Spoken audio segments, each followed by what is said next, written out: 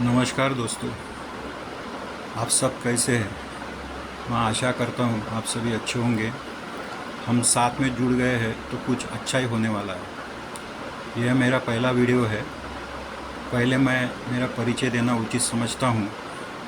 मैं योगेश देवाजी देवतले, नागपुर, महाराष्ट्र का रहवासी हूँ। मैंने भूगर्भ शास्त्र में यानी जियोलॉजी में एमएससी एमफिल किया है। मेरी लिखित 2 किताबें प्रकाशित हुई है। मैंने यह पढ़ाई क्यों की, यह मैं कभी आपको अगले वीडियो में बताऊंगा। 1 साल भूवैज्ञानिक की नौकरी की, 4 साल माइनिंग इंजीनियर्स को भूविज्ञान पढ़ाया। स्कूल के वक़्त से ही मुझे पढ़ने और पढ़ाने का शौक़ रहा है। मैंने जब साल 1987 में एमएससी पास की तो मुझे पैसे कमाने का बड़ा शौक़ चढ़ा हुआ था। इसलिए मैंने कुछ बिज़नेस सेटअप करने की कोशिश की, लेकिन असफल रहा। 1 साल के गैप के बाद मैं फिर मास्टर ऑफ फिलोसॉफी यानी एमफिल करने गया। एमएससी और एमफिल में मैं दोनों परीक्षाओं में फर्स्ट क्लास फर्स्ट रहा। एमफिल करने के बाद में मेरी जो बहुत सारा पैसा कमाने की इच्छा थी वो ख़त्म हो गई। मैंने जिस सब्जेक्ट में डिग्री हासिल की उसमें कुछ नई खोज करना चाह रहा था, लेकिन वह सपना भी अधूरा रह गया। अब मैं सर्विस करना चाह रहा था, लेकिन 4 साल की लेक्चरशिप के दौरान मेरे पास फिर बिज़नेस की ऑफ़र आई। हमारे परिवार के पूरे सम्मति से मैंने एमआईडीसी बूटीपुरी में टीएस प्लास्टिक इंडस्ट्रीज़ की स्थापना की। मैंने ज़िंदगी में जो भी काम किए वो दिल लगा के, ईमानदारी से और बड़े मेहनत से किए, और मैं ईश्वर में आस्था रखने वाला इंसान हूँ। मेरी फैक्ट्री चल पड़ी। फैक्ट्री चलाना इतना आसान काम नहीं है, यह आप सभी जानते हैं। मेरे पास उसका कोई अनुभव भी नहीं था।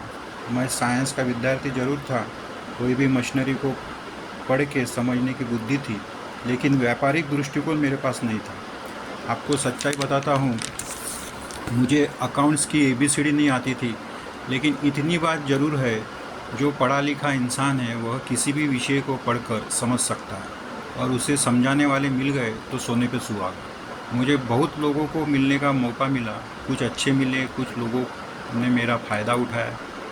यह तो शुरू के दौर में चलता ही है। 1 साल के ही बारिश के मौसम में बिजली ट्रांसफार्मर के ऊपर गिरने से और लाइटनिंग अरेस्टर का वायर टूट के ट्रांसफार्मर जिस पे खड़ा होता है उसके फ्रेम को लगा, और 11,000 वोल्ट करंट न्यूट्रल और अर्थिंग के द्वारा मेरे फैक्ट्री में आया। पूरी वायरिंग जल गई, मशीनरी जल गई, और यह सब रात के 1 बजे हुआ। मैं और मेरे भाई हम सभी बूटीपुरी में पहुँचे, और जो नज़ारा देखा वह एक भयावह दर्दनाक था।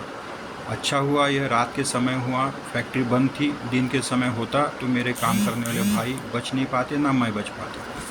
उस समय के जो उस एरिया के एमएससीबी के इंचार्ज थे वह भी मौके पर पहुँचे। उन्होंने बाहर से ही देखा और निकल गए, और मैं भी 2-4 जगह और ऐसा ही हादसा हुआ था। इसलिए वो उनको लगा कि ये तो छोटी फैक्ट्री है, बड़े फैक्ट्री में जाकर पहले देख लेंगे। हम सभी लोग स्कूटर से गए थे। यह 1995 की बात है। इंजीनियर साहब को लगा होगा कि पहले हम बड़े फैक्ट्री का प्रॉब्लम सॉल्व करते हैं, फिर इधर आएंगे। हम 3-4 लोग 2 स्कूटर पे गए थे। हमारे साथ इलेक्ट्रिक के एक्सपर्ट इंजीनियर भी थे कि जो हमारी फैक्ट्री को मेंटेन करते थे। उस वक्त तो ऐसा लगा कि सब खत्म हो गया। रात में हम वहीं पर सोए। मैं नहाने बाथरूम गया था, हमारे इलेक्ट्रिकल इंजीनियर सोए हुए थे, और ज़ोर से फिर से धमाके हुए। मैं हड़बड़े में बाहर निकला। हमारे इंजीनियर साहब भी हड़बड़ा के उठे कि क्या हुआ, और उन्होंने समझ लिया कि किसी एमएससीबी वाले ने फिर से लाइन चार्ज कर दी। हम लोग यदि मशीन के आसपास भी रहते तो जल के खाक हो जाते। ईश्वर की मर्जी कि हम सभी बच गए।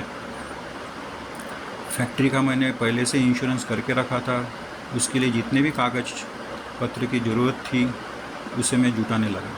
पहले तो संबंधित पुलिस स्टेशन का एफआईआर प्राप्त किया, मेट्रोलॉजी का डिपार्टमेंट का सर्टिफिकेट, क्योंकि वो आग जो है लाइटनिंग से हुई थी, इसलिए वो मीटरोलॉजिकल डिपार्टमेंट का सर्टिफिकेट बहुत ज़रूरी था।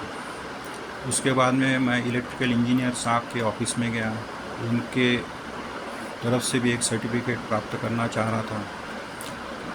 जब मैं इलेक्ट्रिकल इंजीनियर साहब से मिलने गया तो तत्कालीन इलेक्ट्रिकल इंजीनियर साहब बोले कि पहले अंडा या पहले मुर्गी। मेरे समझ में नहीं आया कि साहब क्या बोले। उनको ऐसा लगा कि मैंने ही फैक्ट्री को आग लगाई है, लेकिन ये बात सही नहीं थी। यानी उनका मतलब ऐसा ही होगा, क्योंकि आजकल जो हम लोग जो इंश्योरेंस का जो फ़ायदा उठाते हैं, उसके कारण अच्छे लोग भी उसमें पीस जाते हैं। साहब को मेट्रोलॉजिकल डिपार्टमेंट का हमारे संबंधित एरिया का रिपोर्ट बताया, तब उन्हें तसल्ली हुई कि नहीं, आग जो लगी है वो लाइटनिंग यानी बिजली गिरने से ही हुई है। कभी कभी बुराई में भी अच्छाई छिपी होती है। वैसे फिर से नए तरीके से पूरी मशीनरी की एवं फैक्ट्री की वायरिंग बदली गई, कंट्रोल पैनल बदले गए। दिन रात मेहनत करके फिर से 1 महीने के अंदर फैक्ट्री चालू हुई। हमारे फैक्ट्री में आधे से लेकर 6 इंची तक UHDP के पाइप बनते थे, जो कि घरों के लाइन के लिए, खेती के लिए, पंपों के लिए, रासायनिक द्रव्यों के लिए और जाने कितने अनेकों उपयोग में हमारे पाइप आते थे। ईश्वर के दया से फैक्ट्री खड़ी होने के बाद मुझे बड़े बड़े ऑर्डर मिलने लगे और फिर खुशहाली के दिनों ने हमारे जीवन में दस्तक दी। इसलिए कभी भी मुश्किलों से डरना नहीं, उसका सामना करना ज़रूरी है। हिम्मत मर्दा तो मदद खुदा। और फिर नए वीडियो में हमारी मुलाकात हो गई और एक ऐसा ही एक उपयुक्त विषय लेकर मैं आपके सामने आऊँगा। धन्यवाद। खुश रहिए, आबाद रहिए। जय भारत माता, जय हिंद।